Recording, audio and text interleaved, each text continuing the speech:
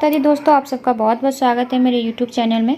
आज के इस वीडियो में बात करेंगे कि श्री राम जी ने माता सीता को पहली बार कहाँ देखा था और कैसे हुआ था माता सीता और श्री राम जी का विवाह। तो चलिए वीडियो स्टार्ट करते हैं।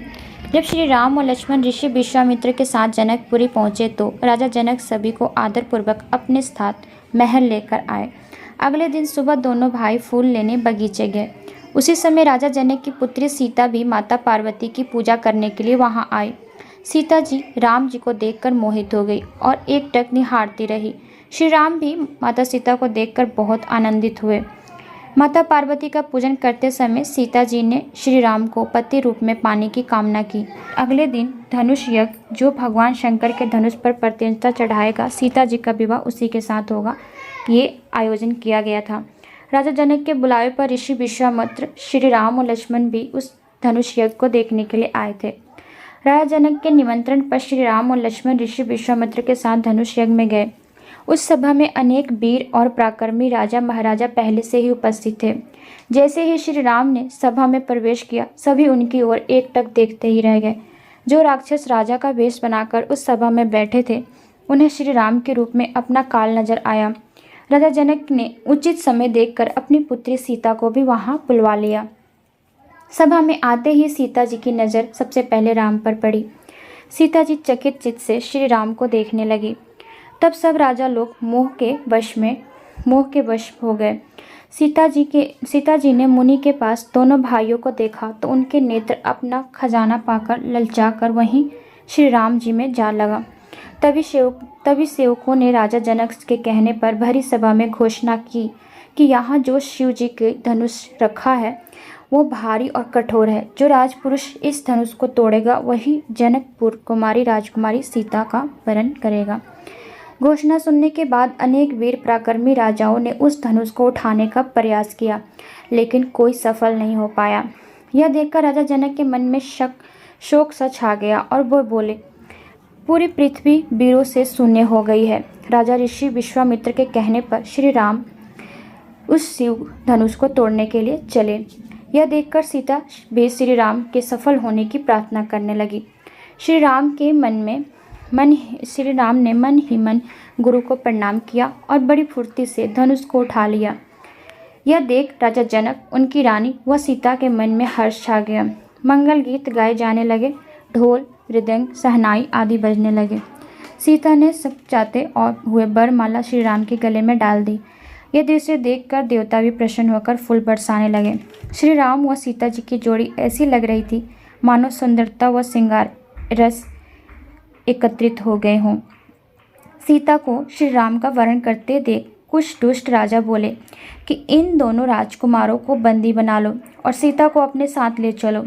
ऐसी बात सुनकर लक्ष्मण क्रोधित हो उठे। उसी समय वहां परशुराम आ गए। उन्हें देखकर वहां उपस्थित सभी राजा भयभीत हो गए।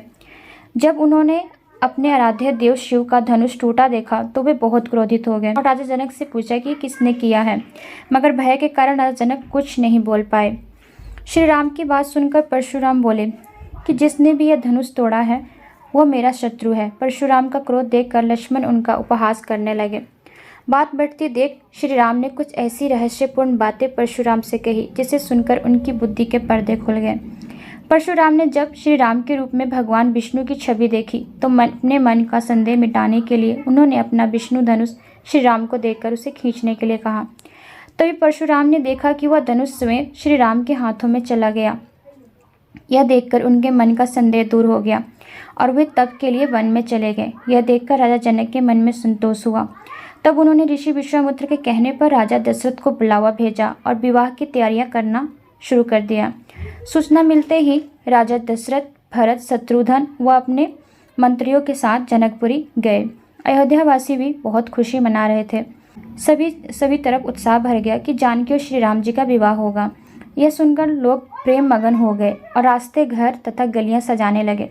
उस समय हेमंत ऋतु थी और अगहन का महीना था। ग्रह, तिथि, नक्षत्र, योग आदि देखकर ब्रह्मा जी ने उस पर विचार किया और वह लगन पत्रिका नारद जी के हाथों राजा जनक को पहुंचाई। शुभ मुहूर्त में श्री राम की बारात आ गई। राजा जनक ने सभी बरातियों का स्वागत किया। दशरथ जी का भी बहुत आदरपूर्वक सम्मान किया और पूजन किया। सब किसी को उचित आसन दिया। दोनों कुलों के गुरु वर और कन्या की हथेलियों को मिलाकर मंत्रोच्चारण करने लगे। प्राणी ग्रहण हुआ देखकर ब्रह्मादि देवता, मनुष्य और मुनि आनंद में भर गए। राजाओं के अलंकार स्वरूप महाराज जनक नालोक और वेद की रीति के अनुसार कन्यादान किया। श्री राम और सीता जी का विवाह संपन्न होने पर राजा जनक और दशरथ बहुत प्रसन्न हुए। ऋषि वशिष्ठ के कहने पर दुल्हा और दुल्हन को एक आसन पर बैठाया गया। श्री राम और सीता जी का विवाह संपन्न होने के बाद ऋषि वशिष्ठ ने राजा जनक व उनके छोटे भाई कुशध्वज की पुत्रियों मांडवी, शूरकीर्ति व उर्मिला को बुलाया। जनक ने राजा दशरथ की सहमति से मांडवी का विवाह भरत से, उर्मिला का विवाह लक्ष्मण और शूरकीर्ति का विवाह शत्रुघ्न से कर दिया। अपने सभी पुत्रों का विवाह होते देख दशरथ बहुत आनंदित हुए। राजा जनक ने राजा दशरथ के साथ आए सभी अतिथियों का बहुत मान सम्मान किया। जब भी राजा दशरथ अयोध्या जाने के लिए कहते तो जनक उन्हें प्रेम पूर्वक रोक लेते। इस प्रकार कई दिन बीत गए। तब ऋषि विश्वामित्र ने राजा जनक से कहा कि अब राजा दशरथ व अपनी पुत्रियों को स्नेह पूर्वक विदा कीजिए। राजा जनक ने ऐसा ही किया। दूर तक आ जाने पर राजा दशरथ के कहने से जनक अपने नगर लौट गए। बारात जब अयोध्या पहुंची तो नगर वासियों ने पूरे नगर को सजा दिया। कौशल्या, सुमित्रा और कैकेयी अपने पुत्रों का साथ बहू को देखकर बहुत खुश हुई। नगर में भव्य उत्साह मनाया गया। राजा दशरथ ने याचकों को भरपूर धन देकर संतुष्ट किया। आई होप कि आप सबको वीडियो अच्छी लगी हो। Thank you so much.